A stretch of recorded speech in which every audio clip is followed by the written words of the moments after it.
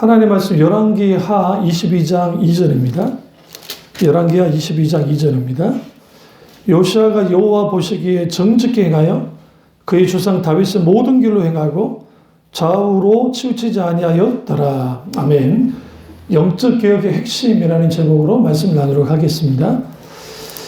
우리가 구약의 선한 왕 중에 대표가 누구냐? 다윗이겠죠, 당연히. 그 다음에 다윗 이후에 선한 왕들이 그렇게 많이 나오진 않아요. 대표적인 히스기야, 여호사밧, 요시야 정도. 그 나머지는 경계선에 있는 아사왕. 그러니까 처음 시작은 좀 좋은 왕으로 시작됐지만 이후에 뭐가 되어지냐면 거기에 악한 왕으로 끝나버리는 그랬던 왕이 아사왕입니다. 그런데 여기서 우리가 중요한 게 요시아의 이 출현이 뭘 막았냐면 하나님의 심판 선언은 여호사밧 때에서 시작됐어요. 그러니까 이미 하나님이 이제 이후에 여호사밧을 통해서 심판할 거야. 히스기야 때도 이미 하나님의 즉 이스라엘 향한 진노가 있었다고요. 히스기야 때문에 하나님이 진노하지 않았을 뿐이고 히스기야 선한 왕 때문에 하나님이 막았어요. 그러나 히스기야의 그 믿음 없는 행동, 그러니까 바벨론 사신이 왔을 때 왕궁 곡간을 열어서 자신이 막 자랑합니다. 금방패도 있고 이거 있어. 왜 보여줬냐면 우리 이렇게 강해라고 보여준 거예요. 근데 성경 기자가 뭐라고 써놨냐면 그것 때문에 뭐 했더라? 바벨론이 쳐들어왔다는 거야. 왕궁에 뭐가 있다더라? 남유다 왕궁에 거기에 엄청난 금은보가 있다더라. 그래서 므낫세 때 쳐들어온 거예요. 그리고 금방패 다 뺏기고 그리고 거기서 뭐 했던 거예요? 포로로 몰려갔어요. 끌려갔다가 다시 돌아오긴 했지만 누가? 므낫세가. 그러니까 더 악한 왕으로서 므낫세가 아주 거침없이 하나님을 향한 대적을 했던 그 시대. 그리고 이제 아몬 왕이 있고 그 다음에 우리가 이 요시아 왕이 이제 요시아가 이제 왕이 됩니다. 그러면 그 아몬 왕은 어떻게 죽었느냐? 하도 극악스럽게 하니까 쿠데타가 일어나서 살해당한 거야. 그리고 요시아가 왕이 됐어요. 그러면 기본적으로 요시아가 왕이 됐으면 그가 왕권을 행사하기가 쉽지 않은 상황이고 물론 그 반역을 일으켰던 사람들은 아주 하나님 편에 섰던 사람들이기 때문에 그렇게까지는 하지 않았지만 어쨌든 정치적으로 그래요. 그런데 성경은 놀랍게도 다윗의 길로 행하고 좌우로 치우치지 않았다라고 성경은 말합니다. 여기서 우리가 분명하게 볼 게 뭐냐면 영적 개혁의 핵심의 두 가지 키워드.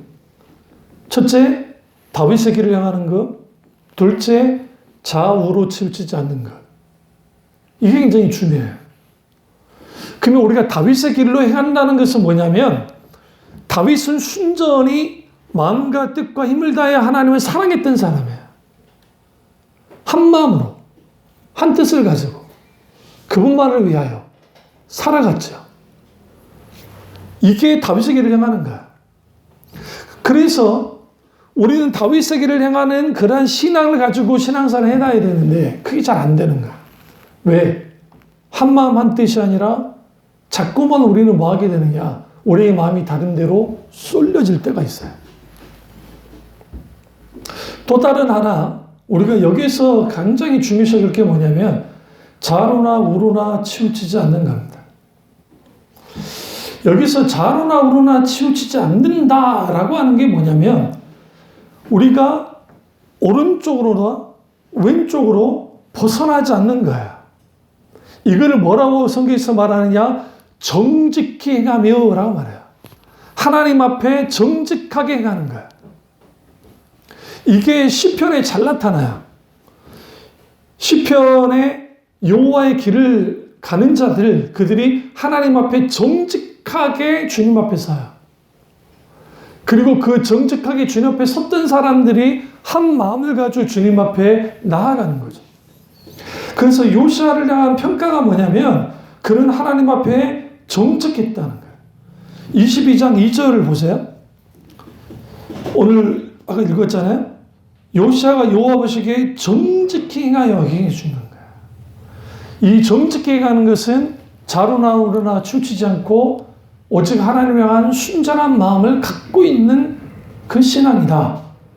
이 신앙을 가지고 나아갈 때에 우리는 분명하게 뭐 하게 되느냐면 우리 속에서 영적 개혁들이 일어나는 거예요. 신앙생활 계속 하다 보면 우리도 모르게 경륜질을 하고 영적으로 침체도 빠지고 여러 가지 영적인 굴곡을 겪으면서 이제 뭔가 문제가 생깁니다. 그때마다 우리는 조정하고 그때마다 우리는 거기서 뭐 해야 되냐면 조정하고 조절하고 그 다음에 나를 분별하는 것들이 필요해요. 근데 이게 가능하려면 하나님의 말씀 앞에 온전히 서야 돼요. 요시아가 성전을 수리합니다.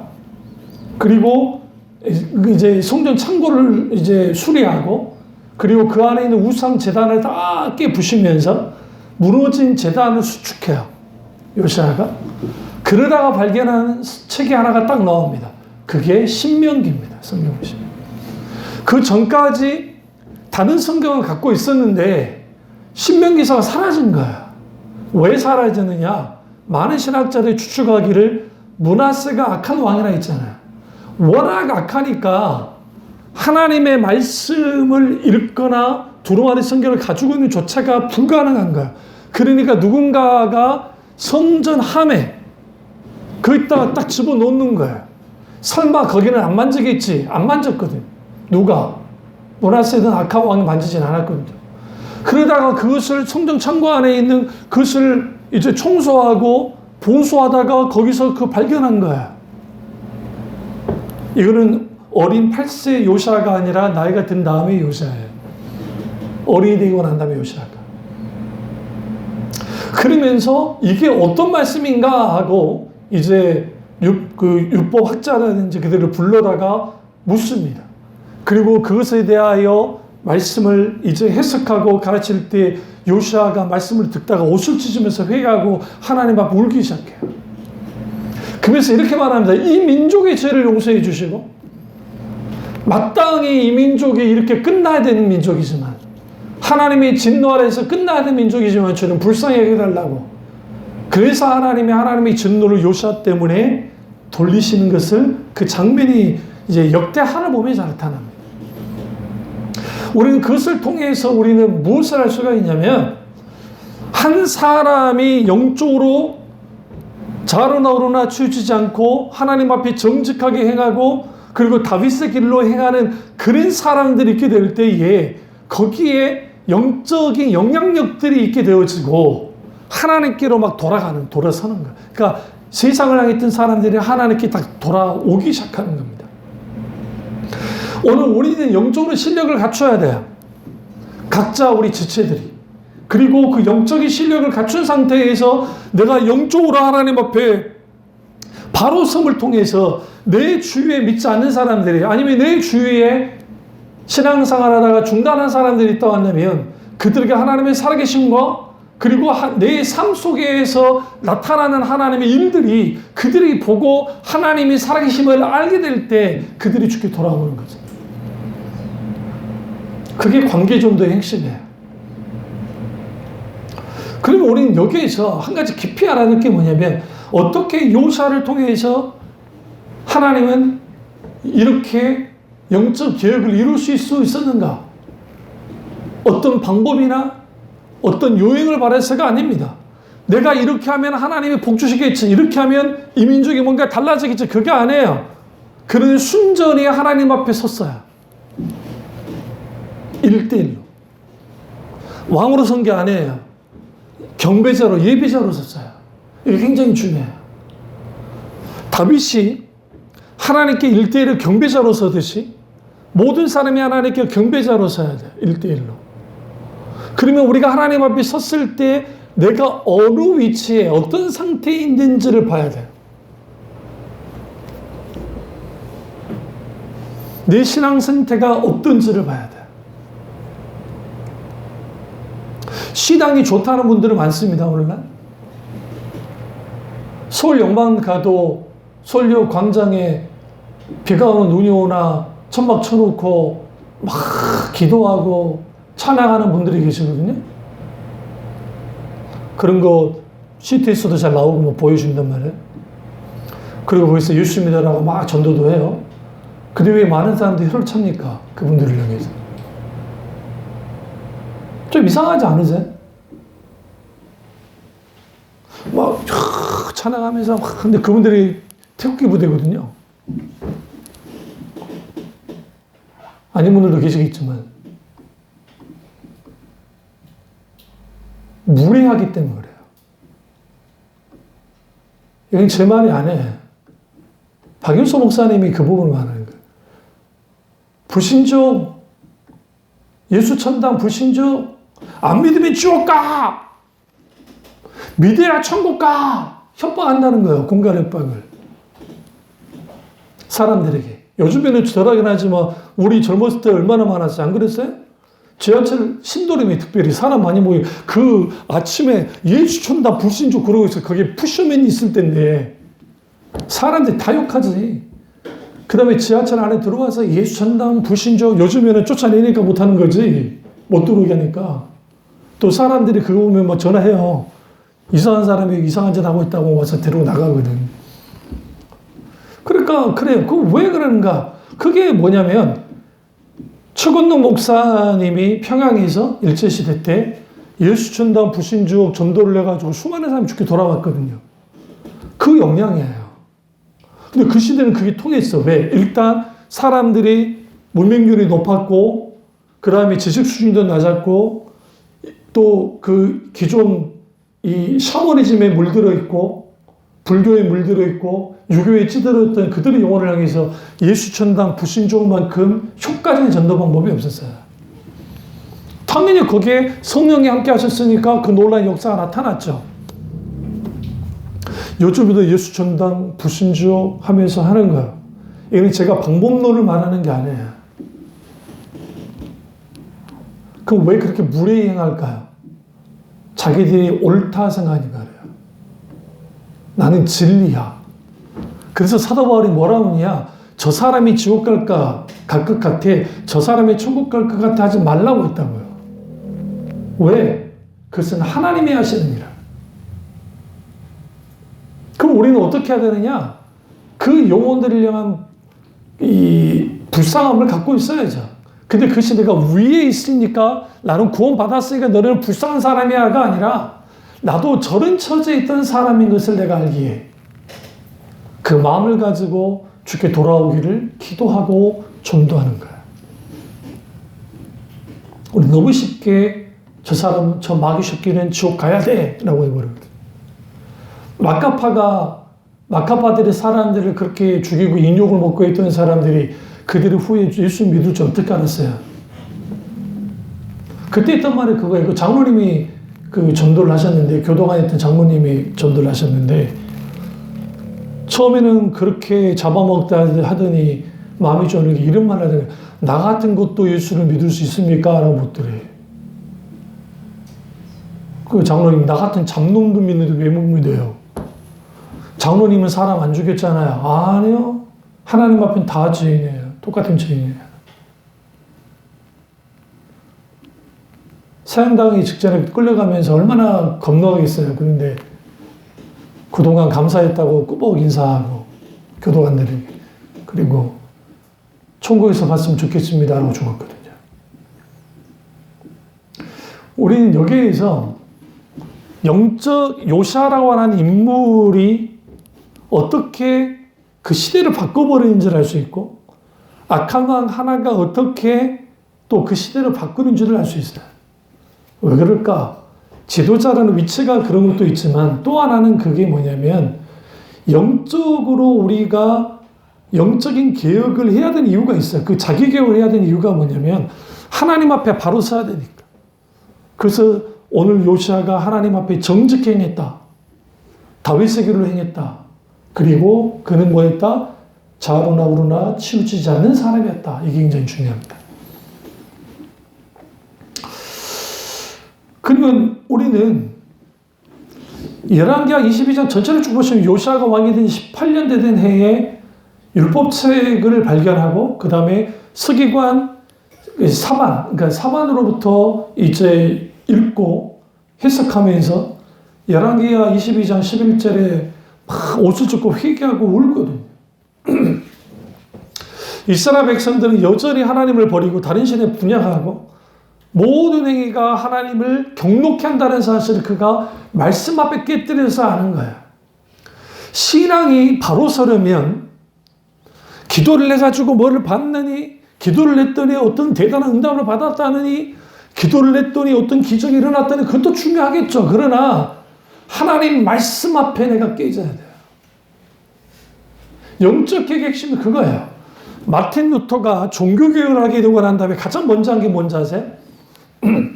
교황이 하도 죽이려고 하니까 이제 뭐 군대를 보내고 오늘날 말하면 암살자를 보내서 죽이려고 하니까 제후 하나가 이제 그를 숨겨두거든요. 독일에 있는. 그래서 그가 그 감옥은 아니고 방에 있는데 나가지도 못하고 그렇다고 뭐 하지 못하고 보는 눈이 있으니까 알려주면 안 되니까 거기서 뭐 있느냐? 독일어 성경, 라틴어 성경을 독일어 성경으로 번역한 거예요. 그럼 우리가 이제 그 종교개혁 그러니까 성지순례 이제 제가 유럽 갔다 왔잖아요. 근데 가보면 거기에 성을 이제 또 그 루터가 있었던 생으로 딱 가보시면 거기에 잉크 자국이 있어요. 잉크 자국이. 성경을 막 번역을 하는데 사탄이 나타나가지고 사탄이 너는 저주받았어. 너는 뭐 할 수 없어. 너는 찢어 죽일 거야. 그러니까 막 너 눌려있던 거야. 그러니까 사탄아 물러가라고 던졌다는 거지. 그래서 거기서 잉크 쪽이 있다. 그거는 지어낸 이야기예요. 진짜 있었던 이야기는 아니고. 근데 독일어 성경을 먼저 신약을 완성을 해서 하고 그 시대가 구텐베르크의 인쇄술이 발전될 테니까 그 신약 성경을 그걸 다 이제 인쇄를 해서 출판을 하고 구약까지 완성을 했어요. 그 전까지는 라틴어 성경이니까 라틴어를 아는 사람은 있잖아요. 라틴어는 진작에 사라졌거든요. 응? 그래서 신부들도 라틴어를 읽을 수 있는데 뭔 뜻인지는 몰라. 무슨 말이냐? 미사를 드리는데 성경을 라틴어 성경인데 이게 읽을 줄은 몰라. 저도 저나 이런 거 다 읽을 수 있어요. 발음 나는 대로 읽으면 돼요. 발음 나는 대로. 우리 그 영어 있죠?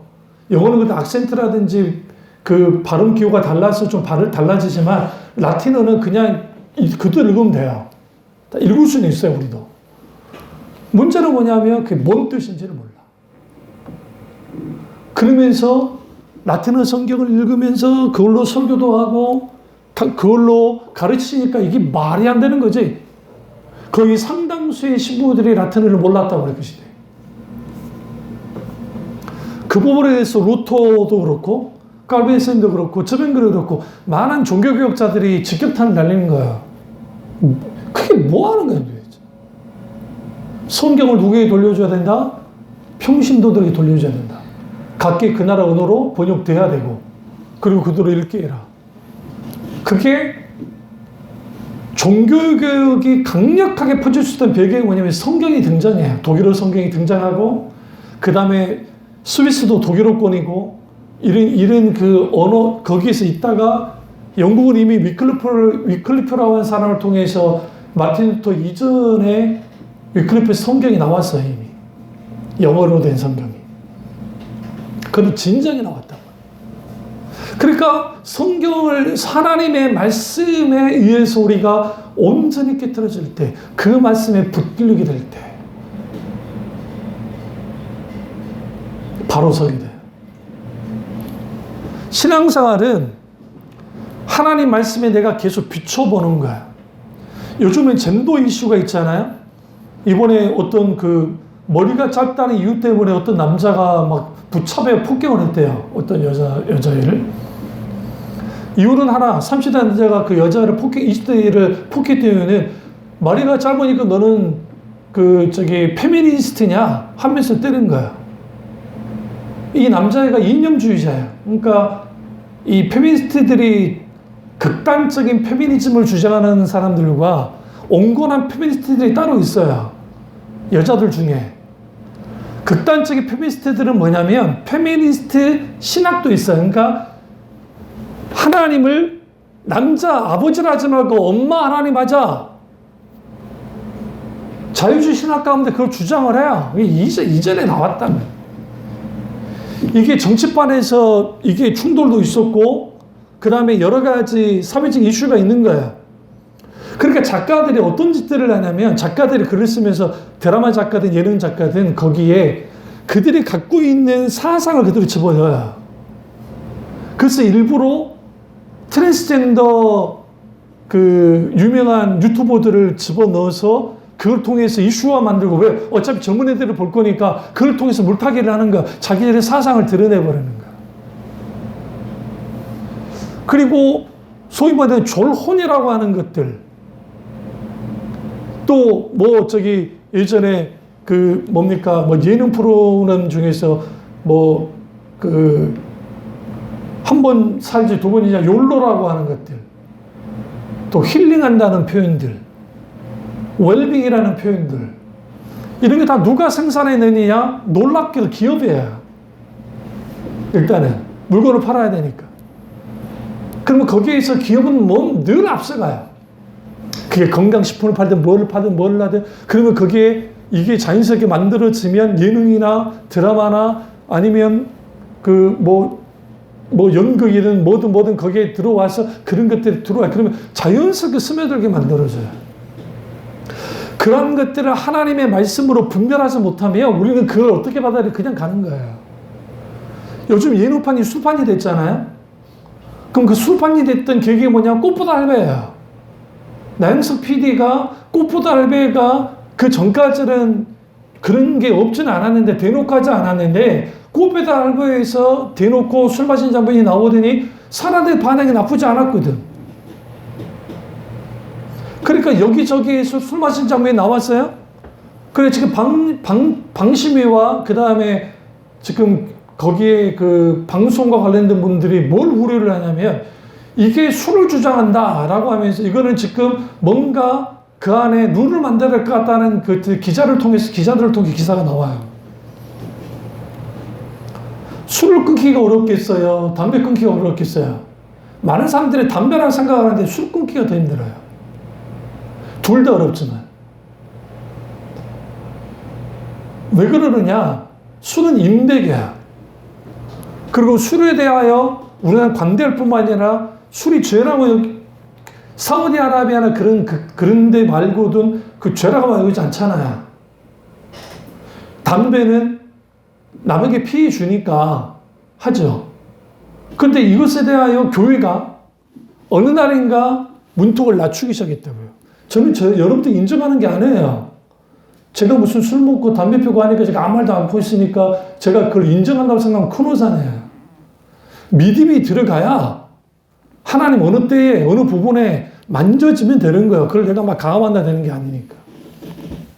다만 분명한 것은 뭐냐면 술, 담배 하는 게 죄는 아니에요. 자, 분명히 말씀드릴게요. 성경에 술 먹는 게 죄라고 했나요? 술 취하지 말라 했지. 배부르게 하지 못할 것으로 뭐 하지 말아라? 묶이지 말라는 거야. 성경에서는. 이게 논쟁이 된 거예요.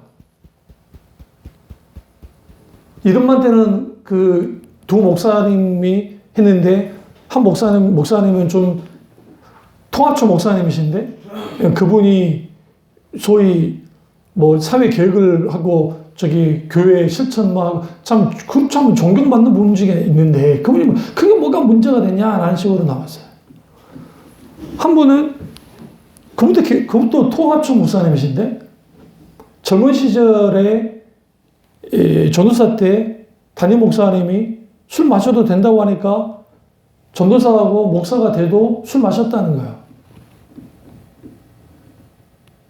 근데 어느 날 하나님의 은혜를 받고 난 다음에 깨지고 난 다음에 그게 아니라는 걸 알았다는 거예요. 그럼 그 뭐가 둘 다 지금 뭐가 다른 거예요? 기준이에요, 기준. 술을 마시더라도 취한 데까지 가지 않으면 돼요. 또 하나, 술을 컨트롤할 수 있는 정도면 술 먹어도 돼요. 근데 그런 경우는 거의 없어요. 무슨 말이냐면, 오늘 한 잔 해야지. 오늘 한 잔 해야 돼. 내일 한 잔 해야 돼. 그래야만 내가 소위 식전주라고 해서, 반주라고 해서 마셔. 그게 의사들이 뭐라고 하느냐. 그게 술 중독이에요. 알코올 중독. 우리는 알코올 중독하면 우리는 착각하는 게 막 손을 떨고, 막 그게 아니에요. 그거를 하지 않으면, 그러니까, 오늘 난 술 마시고 싶어. 그게 강하게 나타나는 거예요. 그게 뭐냐? 그게 알코올링이에요, 그게.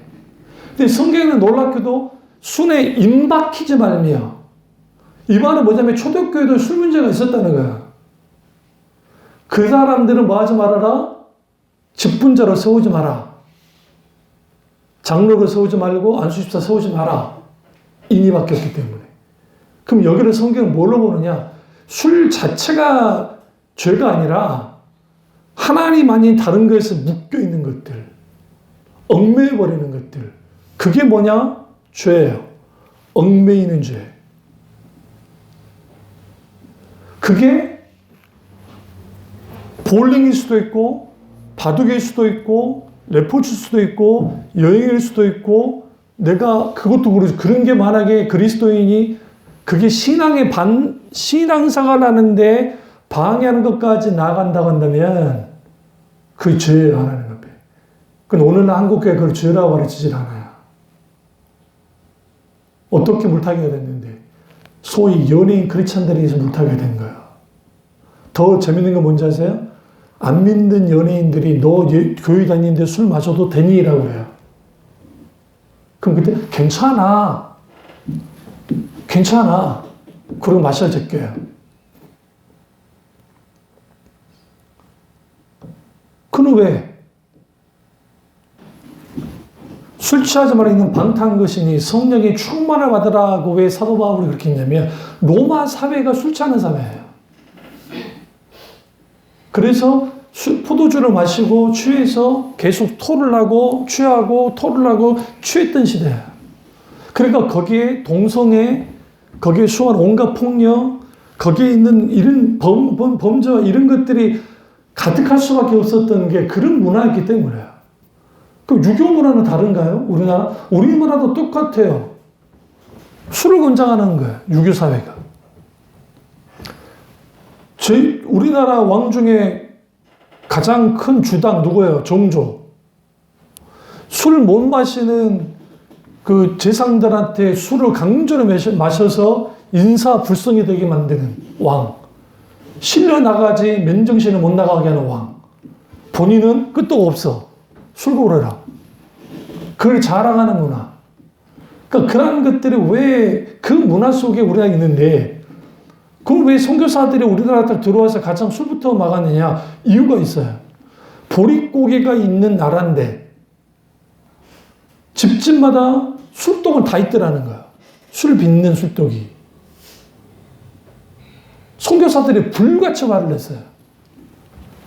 저들은 먹을 쌀은 없는데 술 취해서 넘어져 있다. 그런데 더 놀라운 것은 애들부터 어린이까지 길에 넘어져서 그러고 있다. 그 물론 나라를 잃어버린 망국의 백성이니까 그럴 수도 있겠지만 왜 이렇게 되어졌는가? 그래서 기독교 여자 절제회라는 것을 만들어서 이게 오해하면 안 돼요. 여자는 절제해야 된다는 그게 아니라 여자 전도, 그러니까 여성들이 먼저 나서서 술과 담배를 교회로부터 추방하는 것을 시작한 거예요. 당연히 선교사님들이 그걸 강조를 했고. 그래서 한국교회가 술에 엄격한 거예요. 술, 담배. 그렇다고 해서 그러면 내가 술, 담배 하니까 교회 안 나가고 예수 안 믿어. 그건 아니에요. 아직 믿음이 안 들어가서 아직 그게 안 되니까 그 부분에 대하여 하나님께 가지고 나아가야 돼. 반대로 내가 술, 담배 안 하고 내가 그렇게 신앙생활 해. 나는 신앙생활 참 잘하는 거야. 한국교회도 그렇게 됐어. 술, 담배 안 하세요? 신앙생활 참 잘하시네요? 성경이 이렇게 말해요. 그건 기본이에요. 신앙을 잘하는 게 아니고. 그리고 성경은 모든 일을 적당히 하고 질서대로 해라 했다. 그게 된다고 한다면 모르지만 그게 아니라고 한다면 우리는 뭐 해야 되느냐? 하나님의 말씀의 기준 앞에 서서 좌로나 우로나 치우치지 않고 그 길로 가야 돼. 그게 사상이든 그거든. 그럼 또 봅시다.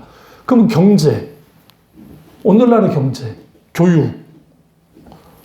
우리 아이들에게 너희들은 쓸모 있는 자가 되라. 쓸모 있는 사람이 돼야 되라고 교육을 시켜요. 그게 잘못됐다는 거예요.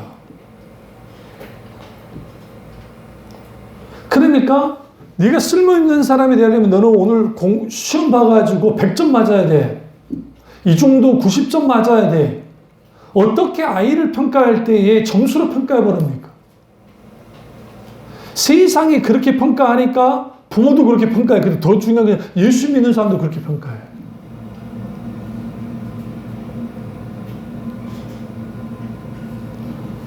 쓸모가 없으면 존재 이유가 없는 거예요. 그러니까 충분히 서울대 들어갈 수 있는 성적을 갖는 그 아이가, 그 친구가 서울대 못 들어가고 고대 연대만 들어갈 수 있는 실력을 갖췄는데 못 들어갔다 자살해버린 거예요. 이 재수인가 하고 제가 원하니까 못 가니까 엄마 나는 안 된가 봐 그 해놓고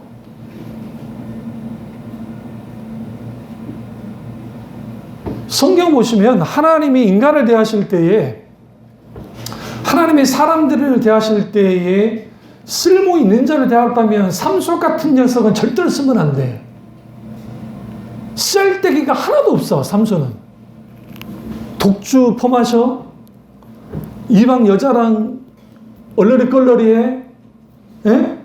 그리고 지 하고 싶은 대로 하다가 시비 붙어가지고 블레셋 그 군인들을 쳐 죽이고 일이 더 커지니까 맞서 싸웠는데 딱 주위에 보니까 낙엽토배가 하나 있어. 낙엽토배 하나 들고 싸워서 붙었는데 1000명을 때려 죽였어. 응? 이게 안학고래라 그래요? 못 말아서 죽게 됐다.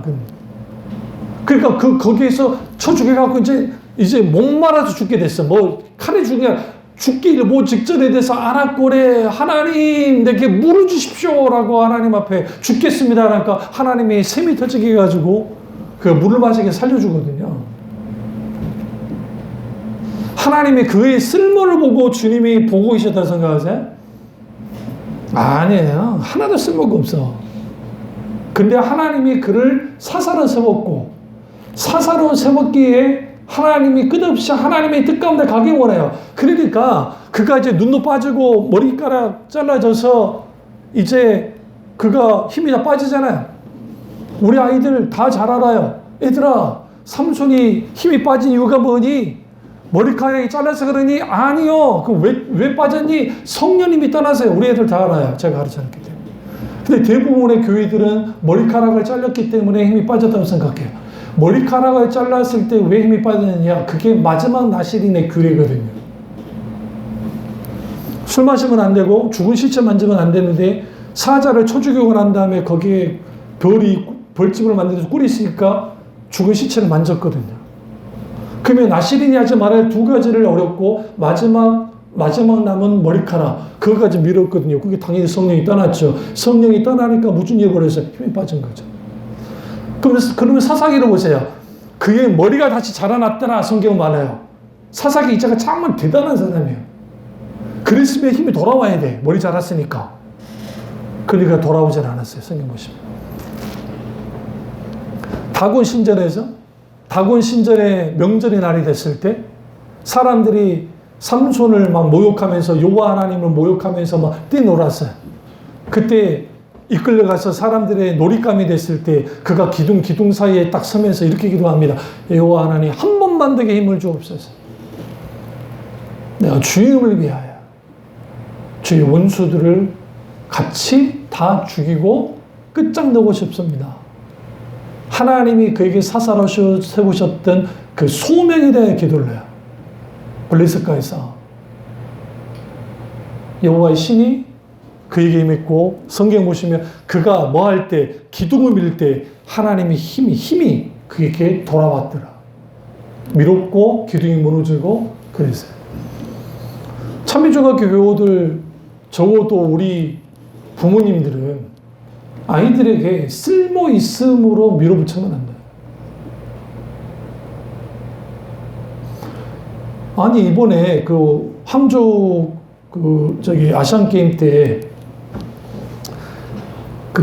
이거 있잖아요. 예전에 우리 오락 게임에서 막 파이터 그걸로 은메달 딴 사람 보셨어요? 금메달이었나? 금메달 땄나? 은메달이가 됐을 거야. 근데 나이 40에 그게 게임이 됐거든요. 그랬는데 선수란다니까 지원을 해가지고 과거의 실력을 보여준 거예요. 옛날에 내가 기억나요. 내 친구가 그걸 어떻게 했냐면 잣대로 해가지고 이걸로 이겼거든. 나는 별로 그런 거 안 좋아하니까 구경만 했는데 그걸로 이겼거든. 근데 그 쓸모없는 일을 계속 한다고 그렇게 너 왜 게임만 하나 했는데 그 친구들이 뭐 했어요? 은메달 땄어요. 왜 나왔냐? 그러니까 국가에서 뭔가 하기 좋고 우리 부모님들은 너무너무 좋아하시고 우리 눈에 보기에는 쓸모없는 것 같지만 그렇지 않아요. 여러분, 우리 자녀들이 가장 뭐가 문제냐? 아무것도 안 하는 게 문제예요. 죄 짓는 거 말고 쓸모없어 보여도 일단 지켜보세요. 제가 어렸을 때 공부는 안 하고 학교는 안 가고 산으로 둘로 싸돌아다니면서 그 짓을 했잖아요. 그 삭막한, 그러니까 그 폭력 휘두르는 아버지 밑에서 삭막하게 자랐던 나. 근데 어머니 사랑은 엄청나게 충만히 많이 받았어요. 그건 제가 인정을 해요. 나를 물고 빨았으니까. 우리 형보다 나를 물고 많이 빨았으니까. 근데 산으로 둘러 가서 막 날아다니는 잠자리, 우무가 이렇게 끼어서 혼자 딱 있으면 나 혼자 이렇게 탁 스쳐 지나가는 거. 이 기억이 저는 지금 내 선생이에요. 이 몽환적인 분위기죠. 근데 그때 감수성이 생긴 거예요. 감수성이. 자연과 고감하고 뭔가 느끼고 하는 것들. 그게 만약에 없었던 나였다면 저는 그런 감수성 없을 거예요. 전혀. 근데 그게 뭐와 연결이 되냐면 하나님을 향한 찬양할 때 연결이 돼요. 왜냐면 혼자 어린애가 하나가 앉아가지고 이제 초등학교 1학년, 2학년, 3학년짜리가 뭘 알아요. 그런데 그게 너무 좋아했어요. 그래서 사춘기 때 중생이 처음으로 하나님 은혜 받을 때 그 버릇을 안 버리고 혼자 올라가서 산에서 기도하고 찬양하다가 하다 보면 거기에 그 주시는 하나님의 그 놀라운 애. 그리고 요소라는 지역 자체가 바닷가 근처에 있는 이 구름이 너무너무 예뻐요. 비 오고 난 다음에. 일단 공유도 없고. 이렇게 쭉 흘러오는데 구름이 있는데 빛만 이렇게 내려오는 데 있잖아요. 그게 이제 산에 올라가면 저기 보이니까 그게 이렇게 쭉 밀려오면서 나한테까지 밀려오는 거예요. 그게 하나님이 나한테 하는 건 아닌데 기분상 얼마나 좋은지 그때 알았어요. 하나님 임재가 뭔지. 느낌상 자연을 통해서. 우리는 여기에서 성경에서 탐보 하나님도 그렇고 그리고 그 아브라함, 이삭, 야곱 전체 쭉 들여다보세요. 구약 인물들 딱 보세요. 보시면 쓸모를 쫓아서 계속 살아가는 사람들 끝이 없어요. 나는 쓸모 있는 자가 되면서 살아야 돼. 그러니까 성공해야 돼. 성공을 하면 더 많이 가져야 돼. 더 많이 이루어야 돼. 그리고 그를 통해서 내가 누리고 싶은 걸 누려야 돼. 다 했더니 험한 거예요. 험한 거예요. 그래서 성경에는 뭘 쫓아 살아라고 그래요. 누가? 솔로몬이. 솔로몬은 부자였죠. 권력을 누렸죠. 그가 지혜자로서 살았잖아요. 근데 다 히브리어로 헤벨, 헛되더라. 창조주 하나님. 그분을 기억하는 자들. 너희 청년들아 창조주를 기억하라. 너희 곤고한 날이 이르기 전에. 왜? 그가 함께 하시고 그가 너를 지키실 거다. 하나님과 함께하는 인생을 살도록 해줘야 돼요. 아이들이 실패할 때도 혹은 성공해도 내가 성공한다고 해서 의측할 필요도 없고 실패한다고 해서 낭만할 필요가 없는 것은 세상은 얘가 쓸모 있느냐 아니냐로 판단할지 모르지만 하나님은 그렇게 판단 안 해요. 왜? 그분은 외모로 사람을 취하지 않기 때문에. 중심을 보시기 때문에. 그래서 패배자로 자에 있었던 삼손을 향해서 하나님이 두 번째 은혜를 주신 거예요. 똑같이. 베드로도 마찬가지예요. 베드로의 쓸모는 언제 끝나느냐? 예수님을 3번 부인할 때 끝났어요. 제자로서의 끝난 거예요. 쓸모없는 자니까 예수님께 나아가지 못했어요. 그 스스로가. 그런데 주님이 불러요. 그리고 주님이 뭐라고 그래요? 내 양을 쳐야 돼. 내 양을 먹여야 돼. 사명과 소명에 대해서 말씀하세요. 좀 이상하지 않습니까? 너는 왜 나를 배신했니? 이 쓸모없는 녀석아. 니까진 녀석이 무슨 수제자냐? 너 나를 위해서 죽는다며? 너 왜 그랬어? 라고 주님이 질타한 게 아니라 너 나 사랑하니? 주님 하십니다. 너 나 사랑하니? 관계로 끌고 나와요. 요즘 사람들이 왜 자살을 하냐면 난 쓸모없는 것 같아. 이번에 그 상급생 2명한테 고등학교 1학년짜리가 몰매를 맞고 자살을 죽어버렸잖아요. 불에서 못 살겠어서 죽어버린 거야. 맞은 게. 거기에 무슨, 나는 쓸모없는 존재야. 나는 이렇게 짓밟혀버렸어. 그놈이 나를 그래가지고. 그놈들이. 우리의 설 자리를 잃고 쓸모없어지는 자리가 있을 때에 함께 하신 하나님을 경험해야 되고 그 하나님이 우리 아이들의 하나님 돼야 되고 우리 하나님 돼야 돼요. 모세가 하나도 쓸모없을 때 주님이 찾아온 거예요. 어디에? 미디안 광야에 80세 될 때. 차라리 왕자 신분에 있을 때 찾아오셨으면 얼마나 좋아. 근데 그때는 안 찾아오시고 쓸모없을 때 찾아오셨어요. 왜? 주님은 사람을 쓸모로 쓰는 게 아니에요. 그래서 이 사도 바울이 고린도서 3장에 약한 자를 들어서 강한 자를 이기시고 강한 자를 이기게 하시고 미련한 자를 들어서 지혜로운 자를 부끄럽게 하시는 하나님이라는 거예요. 왜 하나님이 그렇게 하시는가? 하나님이 멍청하고 약한 사람을 들어 쓴다는 차원이 아니에요.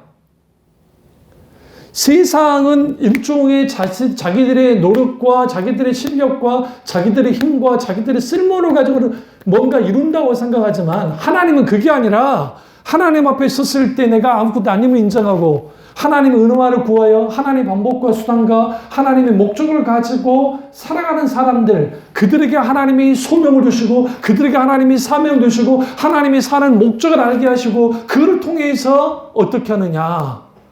좌로나 우로나 치우치지 않고 다윗의 길을 가게 하는 거야.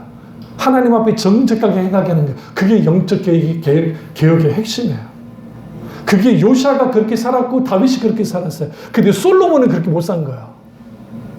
왜? 자기 지혜가 컸잖아요. 레브소메야. 소년 시절에 다윗이 하나님께 기도할 때에 하나님 내게 예전 성경에는 지혜를 주십시오라고 했지만 오늘 개정판에서는 바로 해석이 있어요. 레브소메야. 들을 수 있는 귀를 주십시오라고 했어요. 그는 들었고 그리고 그는 지혜를 가지고 나라를 통치했어요. 얼마 못 가서 정략 결혼을 하면서 성전에다가 온갖 우상들을 다 섬기고 산당을 세워버렸단 말이에요. 좌로나 우로나 치우쳤는데 다 치워붙여버렸어요. 우리는 여기에서 뭘 할 수 있냐면 철저하게 우리가 하나님 앞에 듣는 귀가 열려있지 않으면 하나님의 말씀을 듣는 귀, 그 귀를 듣고 내가 분별하고 보는 거예요. 내가 지금 어느 위치에 와 있는지, 어떤 신앙생활을 하고 있는지. 그런 의미에서 우리 교회가 개혁주의적인 교회니까 왜 개혁주의 신앙이 그나마 성경에 가까우냐면 개혁주의 신앙 자체가 그래요. 많은 부분에 있어서. 그렇다고 교육주의가 진리는 아니지, 무조건. 완전한 진리 하지만 인간이 만들어낸 거니까 연약함이 있긴 하지만. 그렇다고 우리나라 생각하십시오. 요시아가 하나님 앞에 정직하게 행하고 하나님 앞에 마땅히 행할 것이 무엇인지는 그는 알았고 실제로 그가 행동합니다. 그게 뭐예요? 뭘 깨부십니까? 온갖 산당과 우상들을 깨부시기 시작합니다. 그 담단이 어디서부터 왔을까요? 하나님께로부터. 하나님께로부터. 저나 여러분이나 사람을 향한 여유감을 가져야 돼요. 자기 자신을 향한 여유감도 가지셔야 돼요. 너무 지나치게 자기 자신을 들러볶지 마세요. 여러분 스스로가, 저도 좀 볶는 스타일이에요. 저도. 식사를 한 다음에 설거지를 하면 바로 설거지를 해야 되는 스타일이에요. 그게 편해. 왜? 그러고 나서 쉬면 되잖아. 근데 좀 놔둬도 되는데 이 소갈머리가 그래. 성격이. 우리 형 내일 모레 진짜로 늘 놔둘 수 있어. 그러면 누가 하게 돼? 나 같은 자들이 하는 거야. 그러니까 미쳐버리는 거야. 근데 이런 것들을 좀 덜 할 필요가 있어. 덜 할 필요가 있어. 우리 집이, 그러니까 우리 이 말씀을 끝내겠습니다. 우리 광주, 우리 형이, 형님이 아프거나 형수가 아프면 이제 어머니가 가서 하잖아요. 그대로 쌓여 있어. 우리 지금 시집간 녀석이나 있어도 쌓여 있어. 우리 집은 분위기가 내가 그렇게 만들지는 않았는데, 우리 이삭이 먹은 거 제가 알아서 설거지하고, 경륜이 알아서 설거지하고, 나 설거지하고, 그렇게 설거지하고. 그러니까, 이삭이 예를 들어 입원했을 때 오랫동안 사모가 비었다고 해서 집에 쌓이진 않아요. 일단 내가 그 꼴을 못 보고, 우리 경륜이 또 알아서 하고. 근데 때로는, 이건 사소한 재밌는 거긴 한데, 때로는 이렇게 타이트하게 이렇게 했던 것들을 좀 풀 필요가 있어요. 어떤 일을 할 때 저도 지금도 20대 때에 나를 들여다볼 때 내가 지금 후회하고 있는 게 뭐냐면 그때 너무 옥살이를 했어요, 자신.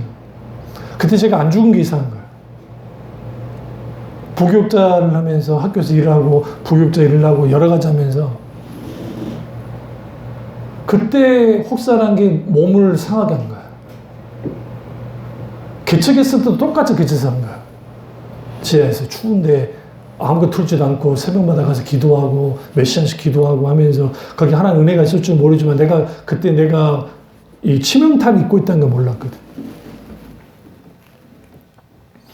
왜 그렇게 한 줄 아세요? 나는 사명자니까 하나님께 쓸모있는 사람이 돼야 돼. 적어도 하나님이 이렇게 하셔야 되니 내가 더 열심히 해야지. 하나님 은혜가 했다고 할지라도. 물론 거기는 하나님 은혜가 많긴 했지만 여기서 우리는 한 가지 큰 교훈을 얻어야 됩니다. 그게 뭐냐면 영적 계획의 핵심은 하나님 앞에 정직하게 행하고 아까 말씀드렸죠? 좌로나 우로나 치우치지 않고 다윗의 길을 향하는 거예요. 우리의 머릿속에 뭐가 떠올라야 되면 다윗이에요. 다윗은 업적 따라가지 않았어요. 이게 굉장히 중요해요. 성공 따라가지 않았어요. 물론 그도 인간인지라 자기 성공을 만기거래 들었고 느슨해져가지고 범죄도 저질렀어요. 한 가지 잃지 않고 있던 게 있어요. 그게 뭐냐면 하나님을 향한 순전한 마음이에요. 그리고 말씀 앞에 자기를 비췄어요. 계속. 그랬던 그도 자식 문제 앞에서는 실수도 범하고 다말 사건 때.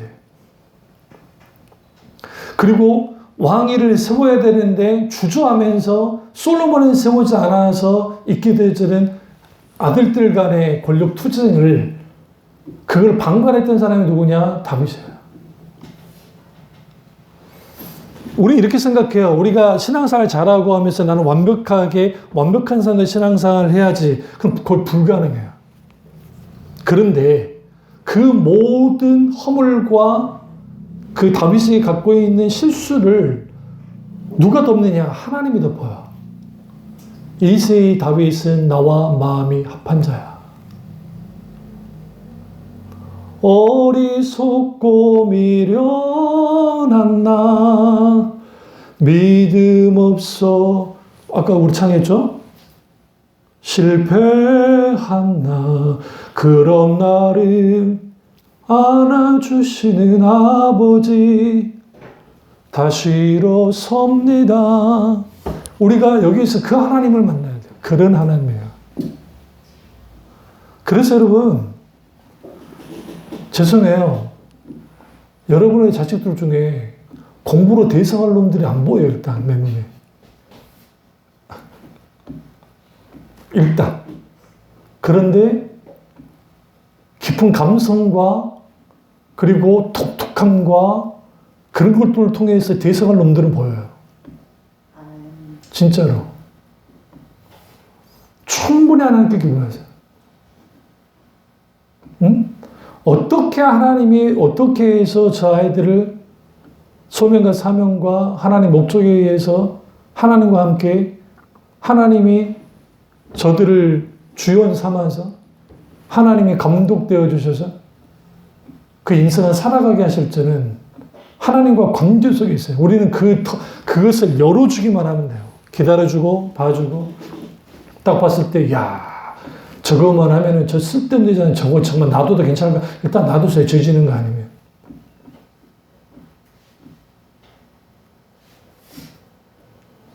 왜요? 쓸모 있으면 우리가 막 쓸모 있게 살아야지 그건 한정적이야. 근데 인생의 99.9%가 쓸모 없으면 대부분. 들여다보시면.